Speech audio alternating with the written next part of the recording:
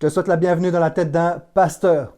L'un des grands défis de la vie consiste à rester stable malgré l'instabilité, à être confiant au milieu de la confusion, à garder des certitudes au-delà des incertitudes. Des crises, il y en a toujours eu et il y en aura encore d'autres. L'une de mes préoccupations actuelles est de t'aider à éviter un naufrage ou à te relever d'un naufrage. Tu sais, la crise actuelle touche non seulement le monde entier dans toutes ses sphères, mais elle affecte notre être tout entier en tant qu'individu. Et pour cette raison, j'aimerais te proposer 4 ancrages pour éviter un naufrage. 3 précisions avant d'entrer dans le sujet. Lorsque je parle d'éviter un naufrage, je parle de perdre goût au sens et à la beauté de la vie. Je parle de perdre cette capacité de voir et de trouver des solutions. Mon désir est, autrement dit, est de t'éviter de sombrer dans le découragement et la défaite absolue. Deuxième précision. Vois ces 4 ancrages non pas comme 4 échelons en termes de priorité, mais plutôt comme les 4 pieds d'une chaise sur laquelle tu peux t'asseoir.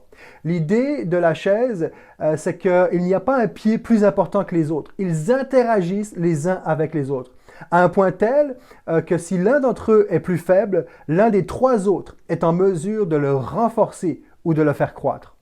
Dernière précision. Les ancrages que je te propose sont ceux qui m'ont aidé à traverser toutes sortes de difficultés dans des contextes aussi variés les uns que les autres. Ces ancrages-là, pour moi, ont fait leur preuve. Ce que j'essaie de te dire, c'est que ça ne signifie pas qu'il n'existe pas d'autres ancrages. Si tu connais d'autres ancrages qui te permettent de traverser les tempêtes de la vie, alors n'hésite pas à me les partager. Ça m'intéresse vraiment de les connaître. Lorsque tu as un défi à relever, une période difficile à traverser, une crise à surmonter, il te faut des ancrages solides. Solides pour ne pas perdre ton sens d'orientation. Tu as besoin de garder tes repères. Solides pour ne pas perdre ton niveau de motivation. Tu as besoin de conserver plus que jamais dans ces moments-là toutes tes énergies. Et enfin, solide pour ne pas perdre ton esprit de décision. Tu as besoin de garder ta lucidité. L'un des ancrages les plus indispensables à notre vie, je pense, c'est ce que j'appellerais l'ancrage physique, très terre à terre. Entre toi et moi, là, cet ancrage m'a sauvé la peau à plus d'une reprise. Comment est-ce que tu te reposes? Et je ne parle pas uniquement du nombre d'heures de sommeil que tu passes par nuit, mais quelle est ta stratégie de récupération durant ta journée? De quoi est-ce que tu te nourris? Quelle est ta fréquence d'exercice par semaine? Nous savons tous que grâce à un bon mental, il est possible de nous surpasser, de se surpasser physiquement parlant. Mais nous avons parfois tendance à oublier que l'exercice physique contribue aussi à renforcer notre résistance psychologique et j'irais même jusqu'à dire notre résistance spirituelle. Lorsque l'on sait qu'une simple marche, si possible rapide, de 30 minutes par jour, réduit le diabète, prévient les maladies cardiovasculaires, facilite notre pression artérielle, améliore notre sommeil, favorise le processus de notre vieillissement, renforce notre ossature, lutte contre le stress, l'anxiété, la dépression. Et la liste pourrait être longue. Mais lorsque l'on prend conscience de cela, on commence à avoir une petite idée de l'importance d'avoir un ancrage physique dans notre vie. Les répercussions positives dans la vie d'une personne qui cultive l'ancrage physique sont multiples, sont énormes. Alors rappelle-toi d'une chose, ton corps est ton principal véhicule et il n'est pas fait pour rester dans le garage. Alors prends-en soin en le faisant transpirer le plus régulièrement possible. Quel est, à ton avis, le besoin qui arrive en première position sur le podium du COVID-19? Je te laisse quelques instants pour y penser. Le besoin de relation, le besoin d'être en relation les uns avec les autres. S'il y a une chose que le confinement, la fermeture des entreprises, des petits commerces, des églises, etc. a souligné avec force, c'est justement ce besoin d'être en relation. On pourrait nommer en deuxième position le besoin d'être en santé, le besoin de ne pas attraper le virus et enfin le besoin de sécurité, le besoin de ne pas perdre son emploi, de ne pas perdre son revenu financier. Et là, peut-être que tu me poses la question, mais pourquoi est-ce que tu ne mets pas le besoin d'être en santé en première position? Après tout, tu viens justement de souligner l'importance d'avoir un ancrage physique, d'être en santé. Vois-tu, Tu peux perdre la santé, tu peux perdre la sécurité, mais si tu es bien entouré, tu vas te relever. Tu vas passer à travers la tempête qui te déstabilise. Tu as besoin d'une communauté, idéalement d'une communauté chrétienne. Ben oui, je prêche un peu pour ma paroisse. Après tout, on est dans la tête d'un pasteur. Mais tu as besoin d'une cellule maison, d'une tribu, nomme-le comme tu veux. Mais tu as besoin d'un groupe de personnes qui te tirent par le haut. Autrement dit, qui est là pour toi, pour t'écouter, te conseiller, marcher à tes côtés durant l'épreuve. S'il est vrai que l'Église est imparfaite, il n'empêche pas moins qu'elle me complète. Justement parce que je suis imparfait, je suis incomplet, j'ai besoin des autres. Ce pied de chaise est primordial pour pouvoir éviter ou se relever d'un naufrage. Je pourrais passer des heures à remercier toutes les personnes qui m'ont aidé à traverser des situations compliquées. Et certainement que tu te reconnais, alors merci d'avoir été là, merci d'être encore là lorsque j'en ai besoin. Tu as besoin d'une communauté, d'une famille. L'Église a cette particularité d'être une famille. Cette famille qui n'attend que toi. Alors, ne reste pas seul. Là, nous venons de lancer dans l'océan de notre quotidien l'ancrage physique et l'ancrage relationnel. Mais sans l'ancrage biblique, c'est insuffisant. En 2 minutes, je n'ai pas le temps de développer le pourquoi du comment. Est-ce que je considère la Bible comme étant un livre fiable, crédible et unique? Je me contenterai simplement de dire ceci. La Bible est le livre de référence par excellence. D'ailleurs, parenthèse, prochainement, je vais livrer un message lors d'un dimanche matin, la date n'est pas encore fixée, mais un message dont le titre sera « OK, 3 petits points ». 3 petits points parce que je ne veux pas que mon téléphone se déclenche. Mais tu peux faire le test chez toi. OK, 3 petits points. Quel est le livre le plus lu au monde? Connaître et lire régulièrement la Bible va t'aider à garder le cap dans les pires brouillards de confusion. Sais-tu où est-ce que nous passons le plus de temps durant toute notre vie?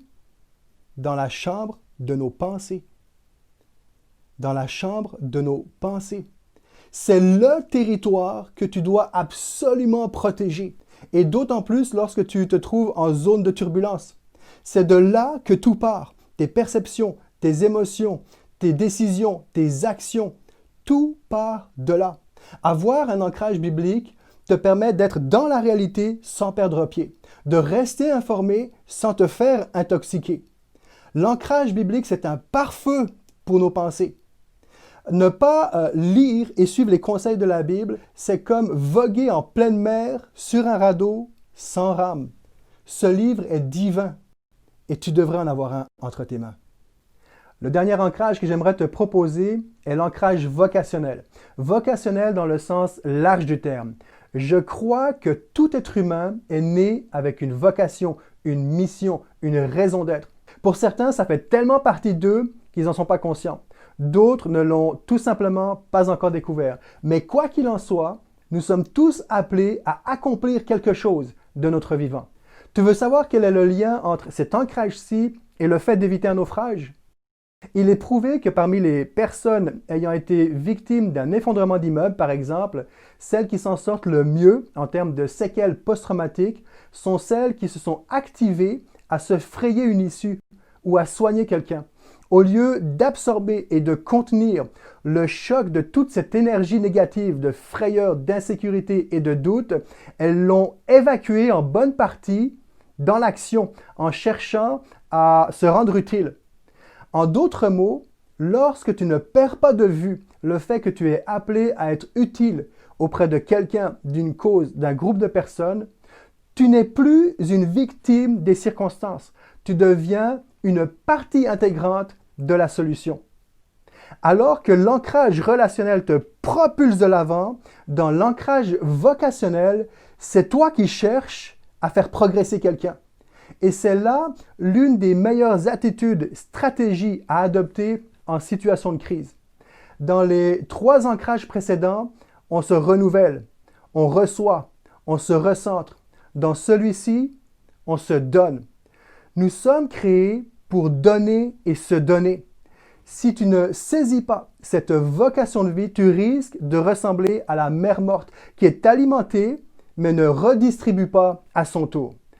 J'ai envie de te dire, rends-toi service en te rendant utile.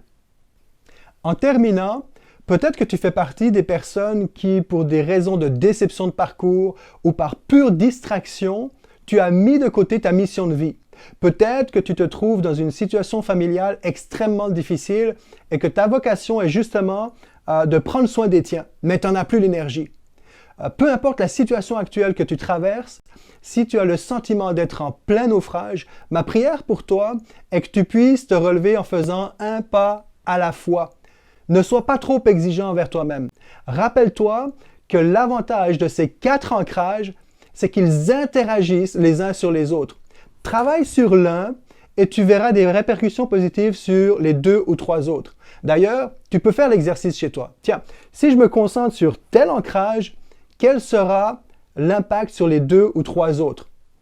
Ésaïe chapitre 40, verset 31 dans la Bible, nous dit que ceux qui comptent, ceux qui se confient en Dieu, renouvellent leur force.